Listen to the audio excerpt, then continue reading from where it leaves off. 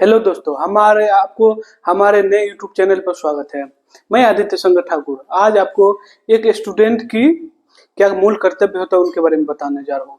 एक स्टूडेंट का मेनली मुख्य काम उसका पढ़ाई करना होता है, रिसर्च करना होता है, लेकिन उस पढ़ाई का क्या महत्व है जो हमारे देश के सामाजिक, आर्थिक, राजनीतिक, सांस्कृतिक सांस्कृतिक के बारे में पता ही ना हो। हमें वैसी शिक्षा चाहिए जो हमारे देश की सामाजिक व्यवस्था को बारे में बताए, राजनीतिक व्यवस्था के बारे में बताए, धार्मिक, सांस्कृतिक हर एक विषय के बारे में बताए, ना कि सिर्फ किताबी ज्ञान होना ही एक स्टूडेंट का कर्तव्य नहीं है।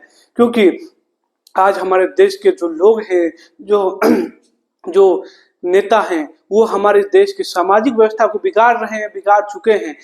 पहले जो हमारे लोगों में भाईचारा होता था, बंधुत्व होता था, वो एक तरह से मानिए तो खत्म होने के कगार पे है। हमें ये फिर से लाना है, क्योंकि हमारा देश जो है बंधुत्व के लिए जाना जाता है, भाईचारे के लिए जाना जाता है, ना कि भाई को चारा बनाने के लिए जाना जाता है।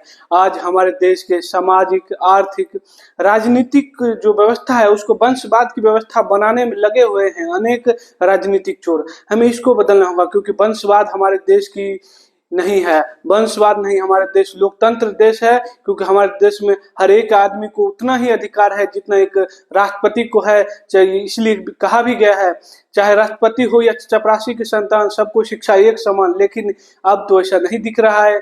गरीब का बच्चा सरकारी स्कूल में पढ़ता है, लेकिन क्या राष्ट्रपति के बच्चे को सरकारी स्कूल में पढ़ते हुए देखे हैं? क्या किसी मुख्यमंत्री के बेटे को सरकारी स्कूल में पढ़ते देखे हो? क्यों? आप जबकि देश के राज्य के मुख्यमंत्री हैं, आपके अंदर सारी राज्य की स्कूल आती है, फिर भी आप अपने बच्चे को क्यों नहीं सरकारी स्कूल में पढ़ाते हैं? क्योंकि आप जानते हैं सरकारी स्कूल में बहुत सी खामियां हैं, जो हमारे बच्चे इस खामियां में नहीं पड़ जाए, इसलिए आप अपने बच्चे को विदेश भेजते हैं पढ़ने के लिए। क्या गरीब को ये हक नहीं है जो वो अच्छी शिक्षा प्राप्त कर सके? गरीबों का भी मूल अधिकार है वो अच्छी शिक्षा, अच्छी गुणवत्तापूर्ण शिक्षा पा सके।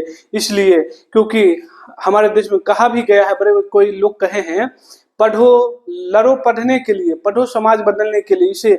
इसलिए हमें पढ़ के अब समाज बदलना होगा, हमें पढ़ के अब देश की राजनीतिक स्थिति को बदलना होगा, वंशवाद की स्थिति को खत्म करना होगा।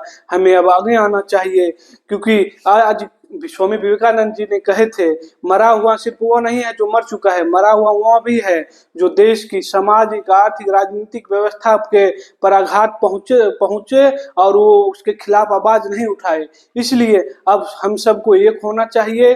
हम सभी को राजनीतिक चोर को, जो देश को अंदर से खोखला कर रहे हैं, उसको भगाना होगा। हमें एक नई राजनीतिक विचारधारा लाना होगा, जिससे कि देश की विकास के नए आयाम छू सके, देश नित नए कीर्तिमान स्थापित कर सके। धन्यवाद, थैंक यू।